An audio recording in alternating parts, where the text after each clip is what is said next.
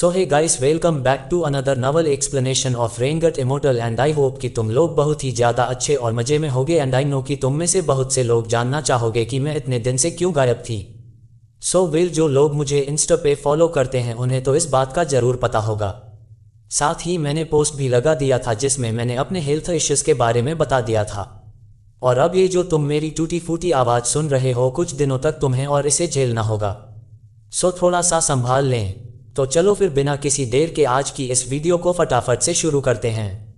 सो होलीज, जैसा कि हमें लास्ट एपिसोड में देखा था जहां पर वांग लिन का सामना यहां पर रेड बटरफ्लाई से हो जाता है।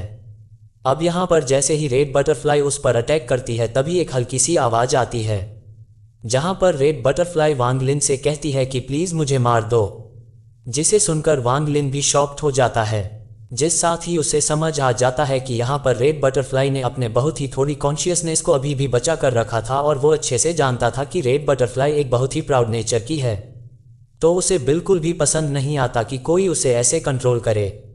इसी वजह से शायद उसने अपनी थोड़ी कॉन्शियसनेस को हमेशा से छुपा कर रखा था ताकि फ्यूचर में जब उसे सही मौका मिले तो वह इसकी मदद से किसी से हेल्प मांगे। लेकिन अगले ही पल एक और वॉइस आती है जिसे सुनकर वांग लिन भी शॉक्ड हो जाता है। और आगे सोज हमारे इस चैप्टर के स्टार्टिंग में हम देखते हैं कि यहाँ पर रेड बटरफ्लाई दोबारा से वांग लिन से कहती है कि प्लीज़ मुझे मार दो, जो सुनकर वांग लिन यहाँ पर समझ जाता है कि आखिर रेड बटरफ्लाई के साथ क्या हुआ होगा। इसी दौरान हम देखते हैं कि बलिन यहाँ पर अपने सोलर फ्लाई को बाहर निकालते हुए उसके अंदर से एक कमाले जैसी चीज़ को निकालता है और उस पर से रेड बटरफ्लाई पर वो अटैक करवा देता है। लेकिन हम देखते हैं कि यहाँ पर रेड बटरफ्लाई के आसपास भी एक आर्मर सा बन जाता है और फिर रेड बटरफ्लाई यहाँ पर अपना सोल स्लैशर नाम का अटैक कर देती है, जिससे कि वांगविन यहाँ पर अपना एक जॉइंट पाम बनाकर रोक देता है। जिसके साथ ही हम देखते हैं कि जैसे ही वो दोनों अटैक आपस में कोलाइड करते हैं, यहाँ पर एक पावरफुल शॉक वेव क्रिएट होती है, जिस वजह से वांगन भी 1000 फीट दूर जाकर खड़ा हो जाता है।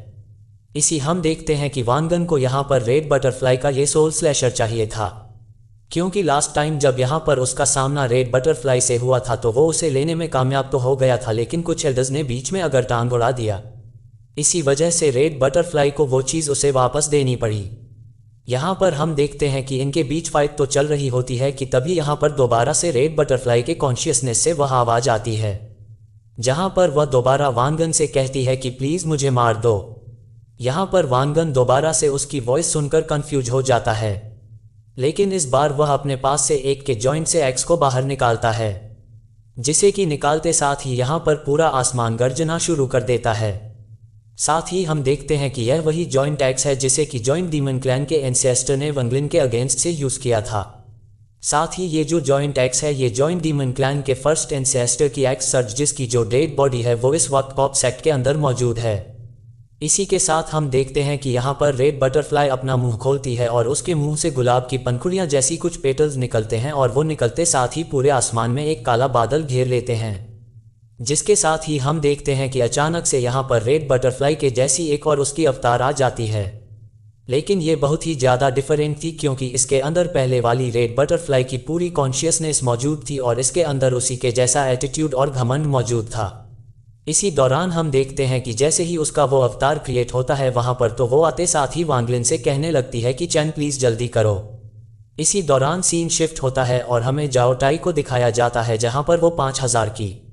मी के आसपास ही ट्रैवल कर रहा था, लेकिन उसे आइडिया नहीं था कि इसी डायरेक्शन में वांगन और रेड बटरफ्लाई भी मौजूद है। लेकिन उसे यहाँ पर फील होता है कि यहाँ के आसमान को किसी रेड कलर के बादल ने पूरी तरीके से कवर कर लिया है, और जिस वजह से सुजाकू टोन के अंदर यहाँ पर जो स्पेशियल क्रैक्स बन रहे थे वो भी जैसे अचानक से रुक जाते हैं, जो देखकर यहाँ पर जिया टाई भी थोड़ा हैरान हो जाता है, जैसे कि ऐसा लग रहा था कि यहाँ पर वो इस रेड कलर के क्लाउड को रिस्पेक्ट दे रहा होता है।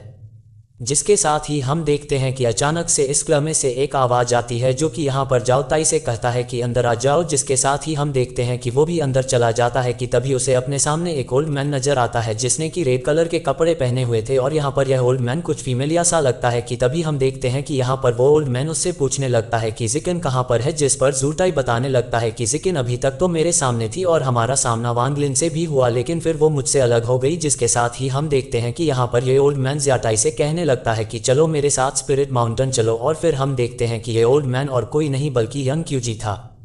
तभी यहाँ पर तुम सोच रहेगे कि यंग क्यूजी तो एक सेंट लेवल पर है, तो भला वो इस सू जेड को टॉम के अंदर कैसे आ सकता है। तो तुम्हारी जानकारी के लिए मैं बता दूं कि यहाँ पर उसने उस 12 लीफ वाले एंसेस्टर स्प्लिट ट्री का यूज़ किया है, जिसकी मदद से वह यहाँ पर सुजाकू टॉम के अंदर आ पाया। लेकिन यहाँ पर यकीस के पास टाइम की बहुत कमी है, जिसका मतलब यह है कि वो ज़्यादा देर तक इसके अंदर नहीं रुक सकता, क्योंकि सू जेड को टॉम के अंदर एक मिस्टीरियस पावर है जो कि इमीडिएटली उसे मार सकती है। इसी के साथ हम देखते हैं कि यहाँ पर रोजिया वोटाई के साथ उस स्पिरिट माउंटेन की तरफ तेजी से बढ़ रहा होता है। साथ ही हम देखते हैं किंग फैंग भी इसी डायरेक्शन में बढ़ रहा था। साथ ही हम यहाँ पर कुछ और लोगों को भी देखते हैं जो कि इसी तरफ बढ़ रहे थे, जिनमें से एक ओल्ड मैन होता है जिसके कंधे पर एक बड़ा सा मंकी होता है जो कि इसी स्पिरिट माउंटेन की तरफ तेजी से बढ़ रहा था। साथ ही हम देखते हैं कि उसे यहाँ पर इस माउंटेन के पास एक बड़ा सा गेट नजर आता है, जिसे देखते साथ ही वो ओल्ड मैन उस गेट के पास बैठकर कल्टीवेट करना शुरू कर देता है। इसी दौरान सीन शिफ्ट होता है और हमें वापस से रेड बटरफ्लाई और वांगलिन को दिखाया जाता है, जहां पर रेड बटरफ्लाई ने जो मिस्टीरियस पेटल्स का यूज किया था वही रेड कलर की, जिस वजह से यहाँ पर उसका एक और अवतार बाहर आया था जो कि उसकी कॉन्शियसनेस का हिस्सा था। यहाँ पर हम देखते हैं कि वह आते साथ ही वांगलिन से कहने लगती है कि चैन यू, जैसा कि तुम मुझे जानते हो मैं कितने ज़्यादा प्राउड नेचर की हूँ और मैं ऐसे किसी के हाथों की कठपुतली बनने से अच्छा मरना पसंद करूँगी, इसलिए मैं चाहती हूँ कि तुम मुझे जान से मार कर मुझे आज़ाद कर दो। जो सुनकर यहाँ पर वांगलिन कहने लगता है कि ठीक है, अगर तुम ऐसा ही चाहती हो तो मैं तुम्हारी विश को जरूर फुलफिल करूँगा। ये कहते साथ ही वांगन अपने उस जॉइंट एक्स को सीधा रेड बटरफ्लाई की तरफ थ्रो कर देता है, जहां पर हम देखते हैं कि रेड बटरफ्लाई की तरफ तेजी से वो एक्स बढ़ रहा था और अब उसका अंतिम वक्त बहुत ही ज़्यादा करीब आने लगा था, जिसके साथ ही हम यहाँ पर रेड बटरफ्लाई के चेहरे पर एक निराशा देखते हैं। लेकिन वो वांगलिन को इसे दिखाना नहीं चाहती, क्योंकि वो एक सच में बहुत ही ज़्यादा जीनियस लड़की थी, लेकिन उसके साथ बहुत ही ज़्यादा गलत हुआ। यहाँ पर अबंगल उसके चेहरे से ही समझ आता है। साथ ही रेड बटरफ्लाई को कंग फैंग पर बहुत ही ज़्यादा गुस्सा भी आता है, पर वो फिर भी ज़्यादा कुछ नहीं कर सकती और इस वक्त बस अपनी मौत को खुशी खुशी गले ही लगा सकती है। इसी के साथ हम देखते हैं कि यहाँ पर कियांग फैंग वांगलिन से कहने लगती है कि चेंग न्यू, तुमने आज जो एहसान मुझ पर किया है इसका बदला मैं तुम्हें ज़रूर छुपाऊंगी।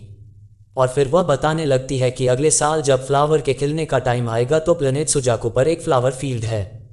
वहाँ पर एक नीला कमल खिलेगा जिसकी पंखुड़ियाँ नहीं होंगी लेकिन उसके तने होंगे, और यही मेरी तरफ से तुम्हारे लिए गिफ्ट होगा।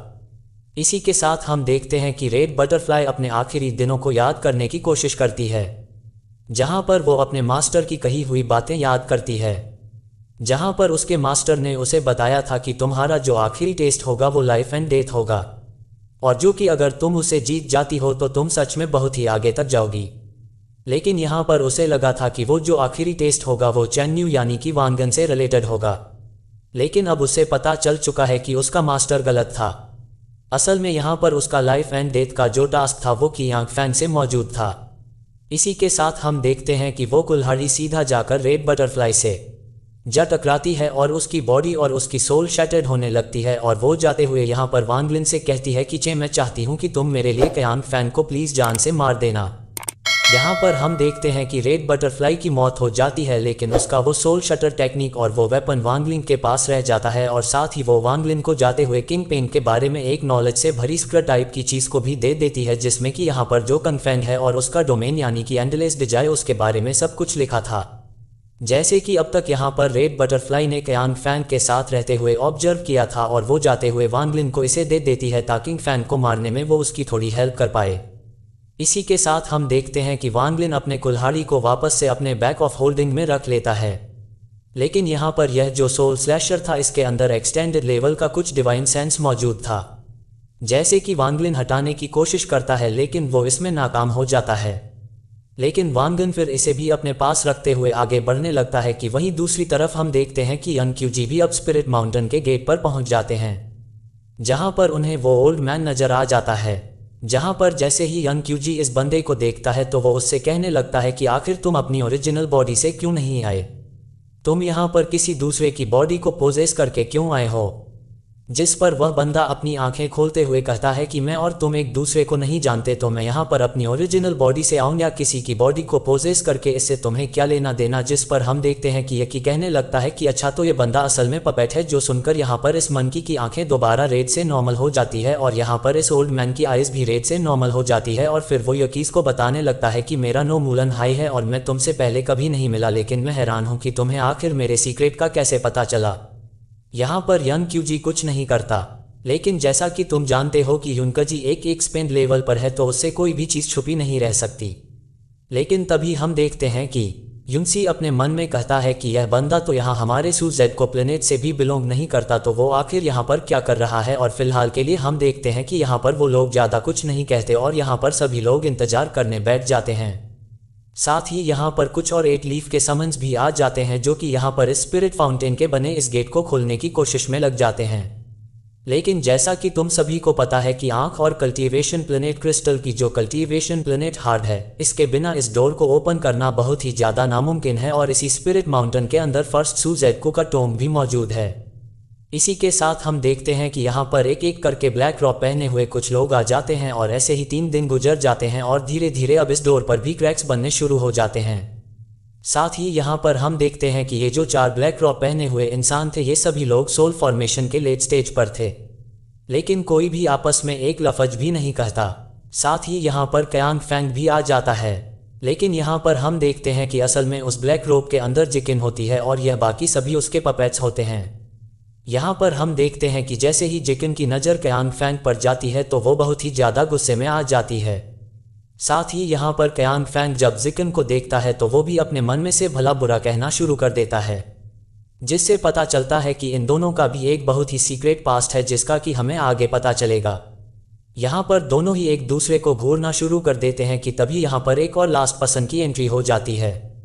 जिसे देखकर यहाँ पर क्यू फैन को बहुत ही ज़्यादा गुस्सा आ जाता है। और फिर जैसे ही जिगजिन उसे देखती है तो वो अपनी नज़रें नीचे करते हुए यंग क्यूसी के पीछे जाकर खड़ी हो जाती है। और यंग क्यूजी जैसे ही उस लास्ट पर्सन को देखता है तो उसके चेहरे पर एक स्माइल आती है, जिसके साथ ही हम देखते हैं कि जाओ और डाई भी जैसे ही उस पर्सन को देखता है तो वो भी स्माइल करने लगता है। और हम देखते हैं कि यह बंदा और कोई नहीं बल्कि अपना वांगलिन होता है,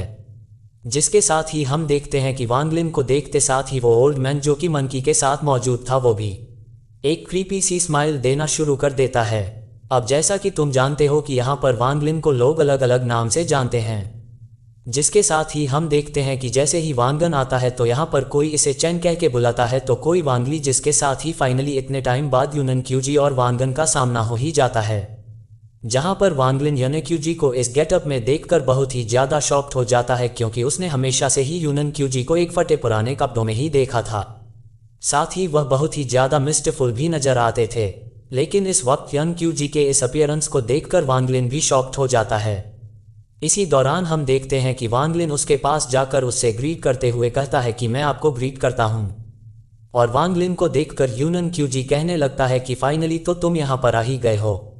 जिस पर हम देखते हैं कि वांगलिन अपने बैग में से बहुत से वुडन कार्विंग्स को बाहर निकालना शुरू कर देता है, जो देखकर यह किसी खुश हो जाता है, क्योंकि यह वुडन कार्विंग्स उसी के थे और सभी पर एक डोमेन मौजूद था। जिसके साथ ही यहाँ पर हमें बताया जाता है कि वांगलिन इतना ज़्यादा कॉम इसलिए है क्योंकि उसे पता था कि यंग क्यूसी यहाँ पर आ ही जाएगा।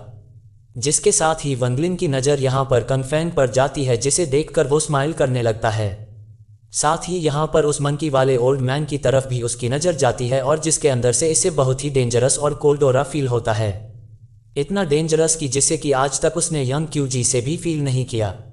लेकिन तभी हम देखते हैं कि यहाँ पर स्पेटियल रिफ्ट को चीरते हुए एक बहुत ही खूबसूरत सी वुमेन आ जाती है, जिसे देखकर सभी की आंखें ठहर जाती है, और यह और कोई नहीं बल्कि लुमई होती है। और लुमई को यहाँ पर देखकर वांगलिन भी शॉक्ड हो जाता है, क्योंकि उसे याद आ जाता है कि अभी 2 दिन पहले इन दोनों के बीच क्या हुआ था। और हम देखते हैं कि क्या फैंग उसे देखकर खुश हो जाता है कि तभी जैसे ही लुमई की नज़र वांगलिन पर जाती है तो उसकी आंखों में एक अलग ही सैडनेस नजर आती है, और मानो वांगलिन भी जब उसकी तरफ देखता है तो उससे कहने लगता है कि मुझसे दूर रहो, क्योंकि हमारे बीच जो कुछ भी हुआ वो बस एक एक्सीडेंटली हुआ था।